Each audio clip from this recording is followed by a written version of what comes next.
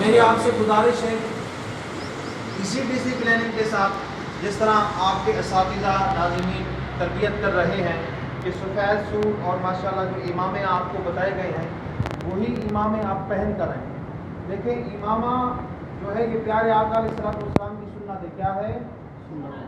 اور اگر کوئی تنہا نماز پڑھے گا نا اس کو ایک نماز کا ثواب، لیکن اگر امامی کے ساتھ نماز پڑھیں گے تو 70 نمازوں کا ثواب ملے گا۔ سبحان اللہ۔ اور اس کی بڑی فضیلتیں ہیں۔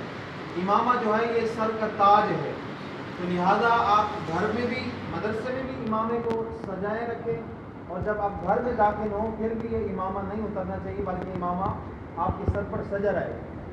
جو بھی آپ کو دیکھے گا، جو بھی آپ سے پوچھے گا تو اس سے یوں سمجھیں کہ آپ کی دنیا اور آخرت دونوں بہتر ہو جائے گی، اور وہ یہ کہیں گے کہ دیکھیں یہ دیندار بچے کیسے صاف ستھرے ہیں اور کسی ڈسپلننگ کے ساتھ ماشاءاللہ رہتے ہیں کہ گھر پر بھی امامہ پہنا ہوا ہے۔ ٹھیک ہے، ایک بات تو یہ ہو گئی، اور دوسری بات یہ ہے کہ نماز حضور نے فرمایا کہ نماز میری آنکھوں کی ٹھنڈک ہے، اور آپ فرماتے رہے بلال اٹھو اذان دے کر مجھے سکون قلب پہنچاؤ، یعنی مجھے راحت پہنچاؤ نماز کے ذریعے۔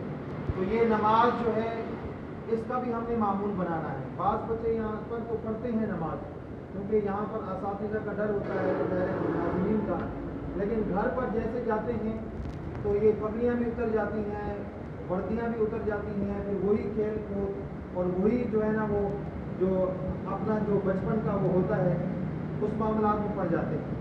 تو ایسا نہیں کرنا، آپ نے جس ڈسپلننگ کے ساتھ آپ یہاں کھڑے ہیں اسی طرح آپ نے گھر میں بھی اپنے سر پر امامہ بھی سجانا ہے، کپڑے بھی پہننے ہیں، اور جب جب نماز کا وقت ہو آپ نے نماز بھی ادا کرنی ہے، کیونکہ اصل تربیت تو آپ کے گھر میں ہوگی۔